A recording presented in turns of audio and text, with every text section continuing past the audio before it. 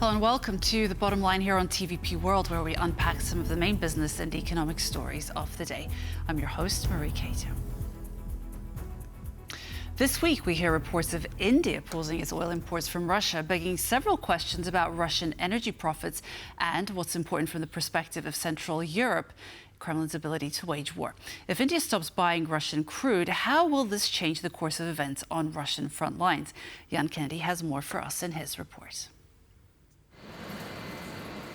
Over the past 3 years, this state-owned Indian refinery, along with many others across the country, has been refining discounted crude oil imported from Russia.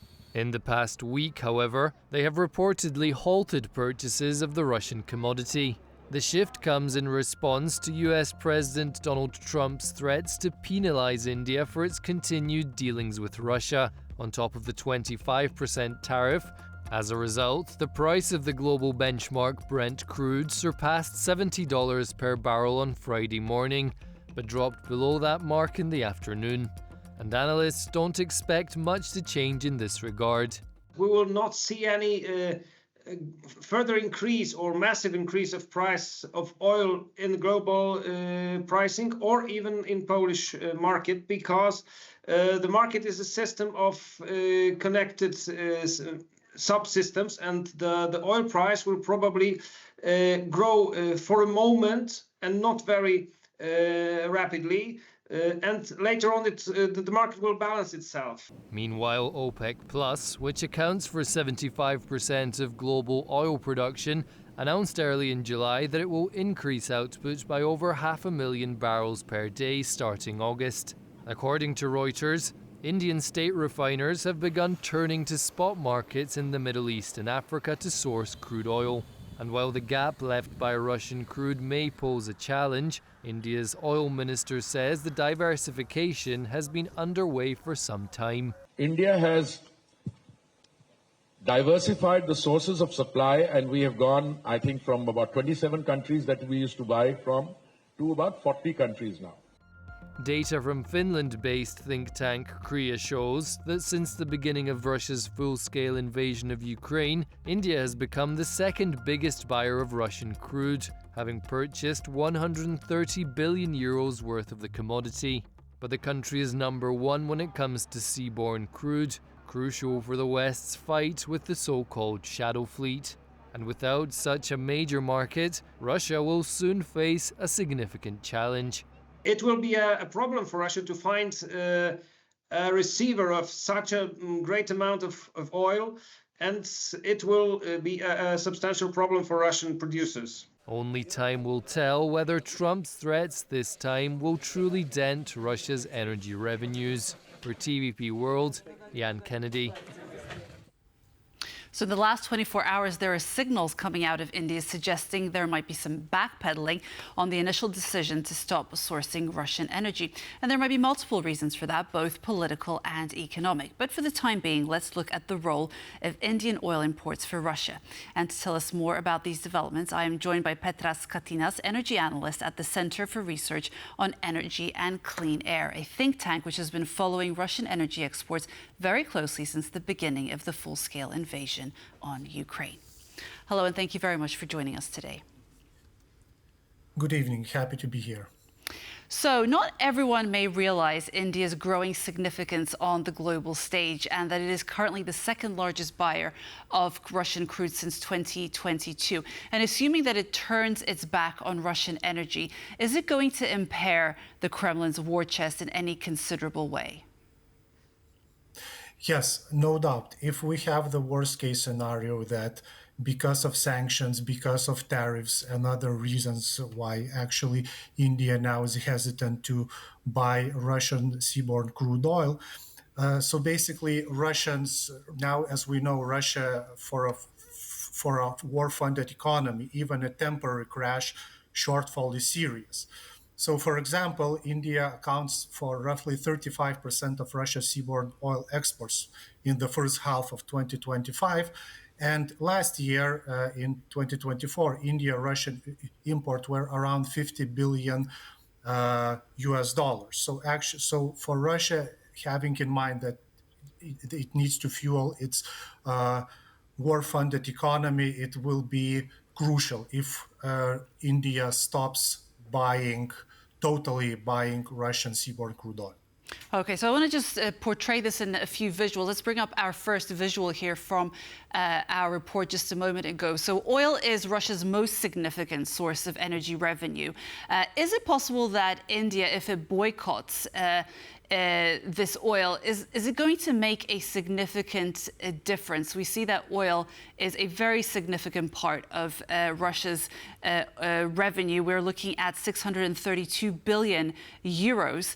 Gas is also significant. Coal is really, in comparison, not that significant. And if we look at the second visual that we have for our viewers in terms of the consumers, the top consumers for Russia, India really is quite a significant player in that picture. So just going back to my question, if India does boycott Russia, is that going to make a significant difference in terms of its purchases? Is it going to hurt Russia's revenue? Yes, it's as I mentioned, yes, it will heavily hit Russia's revenues, because to basically reroute this exports, it will be very hard, because historically what India imports right now, it was European oil. It was dedicated from Russia to Europe, and now everything goes to India. So the big question, where actually Russia will send or reroute its exports. So it's very crucial for Russia right now to basically to export this, especially to India or some other country. When it comes to revenues, yes, we know that crude oil, it's a strategic commodity for Russia. Basically, fossil fuel, which crude oil is the most important, consists around 30 to 40% of Russian annual federal budget. So if we remove even, let's say, 35% or 30% of annual Russian federal budget, it would hit Russia hard. And at the same time, you say that it will affect Russian revenue, but we also hear that there are reports coming out of India that it has paused its purchases of Russian oil this week, but at the last 24 hours, there are signals suggesting something different. Indian news outlets say that the government has no plans of giving into the pressure coming out of Washington at present, and there are 4 tankers off the coast of India. So there are mixed signals. What are your thoughts on that? I agree with that. And to be frank, I would say that having in mind that probably your viewer are mainly Polish speakers, so I would say it's too early to be happy that Russia will suffer. And when I speak about total India's ban import from Russia, I see is that the worst case scenario, which at the moment it's very hard that happened, because to be frank, the same scenario happened in 2025 in January, when at that time Biden's administration actually imposed jumbo sanctions on 180 Russian shadow fleet. And we saw the same scenario, actually, that at the beginning, for the first week, vessels didn't know how to behave. And we saw vessels basically floating near the shores of India, near the shores of China. But later, after a few weeks, they sort out this issue. Russia adapted. China and India, in this case India, they actually imported more Russian crude oil even on sanctioned tankers. So it's sorry. No, go ahead. Go ahead. No, you go ahead. I would say that in generally right now we should be very cautious, and we observed, and we need basically more time to make a bigger generalization.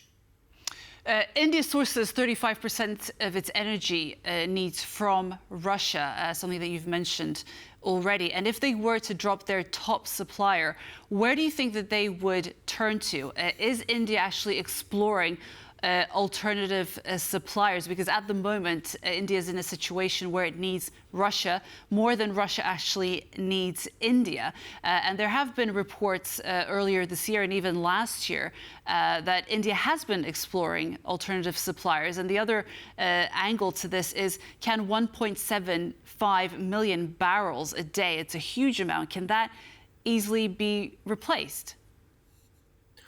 Well, first of all, India, until the full-scale invasion of Ukraine, actually imported the majority of its oil from Middle East, and particularly from Saudi Arabia, Iraq, United Arab Emirates.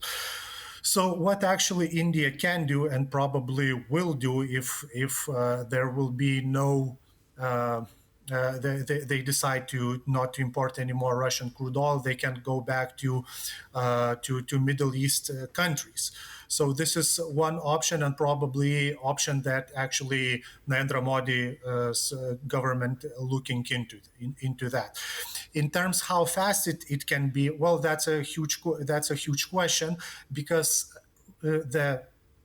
this basically stoppage of Russian seaborne crude oil, it's very bad timing for India, because summer time in India is a peak season of oil consumption. So they need actually to do it very fast, because their market needs that. So it's very hard to say how fast, how rapidly, but they have to do that if they decide not to go forward and stop buying Russian crude oil. But they always can go back to Middle East countries and buy from there. So it's a matter of political will and intention, by the looks of it. Well, on the one hand, yes, and of course, market and how, of course, Middle East traders, they would like to sell crude oil, because they were not very happy of price cap and full-scale invasion and all this geopolitical situation, because they lost India because Russia suggested huge discount. But is there capacity in the Middle East to actually meet India's demand?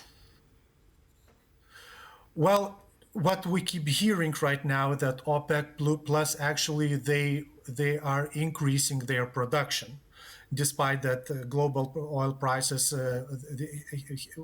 have been going down for a while, at least for the past few months, in exception of this week. So having in mind that actually they didn't stop their production, and some countries that actually increased, I would assume there is a capacity to buy crude oil from Middle East countries. And how does this situation at the moment, and obviously we don't know how it will develop, how does this actually impact the global oil market? Because it's not just about India pausing or stopping its purchases of oil from Russia, but it's a broader situation that affects the United States and its relationship with India, and obviously it brings Russia in. So how does this affect the global oil market? Well, probably it's very hard to, of course, to say that, but as usually when something in geopolitically happens, we see the small uncertainty in the market and in the short run. So there might be some small increase. However, everything depends on if Russian seaborne crude oil will be removed from the market. If totally Russian seaborne crude oil will be removed, then the prices will probably go pretty high. But if the situation will continue for the upcoming few weeks, I wouldn't predict that.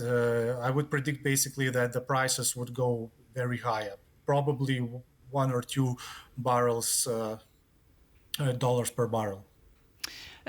You see, you've mentioned the seaborne delivery mechanism, and I wanted to say that this story actually highlights the ongoing issues of the shadow fleet, which seems to be fully operational despite the sanctions, and it suggests that Russia in many ways still has the upper hand when it comes to delivering cheap energy. And isn't this one of the key problems that has to be addressed? Addressing the sanction evading tactics and the oversight, isn't this the main issue that has to be addressed? What are your thoughts on that? Yes, I agree that this is strategic, and to be frank, for Russia, its oil shadow fleet is a strategic tool in order to export its crude oil and circumvent sanctions. However, I want to say that after numerous sanctions on and designations of vessels, which was imposed by the US, by the UK, by the EU, and Australia and New Zealand, we actually see, and CREA's data shows that if in January, 80% of Russian seaborne crude oil was shipped by shadow fleet, in June, and partially in July, we see the huge drop. We see around 50% of seaborne crude oil is shipped only on shadow fleet. So we see that basically sanctions, they actually work. It depends which country, of course, it imposes, and the U.S. sanctions are the most powerful. That's, of course, no doubt that. But the sanctions actually worked, and what this designation makes that right now Western countries once again they have at least they return the leverage to impose price cap on Russian crude oil, which the European Union and the UK wants to do. Of course, it would be great to have the US on board, so price cap would be more efficient. But we see that the shadow fleet is narrowing down a little bit.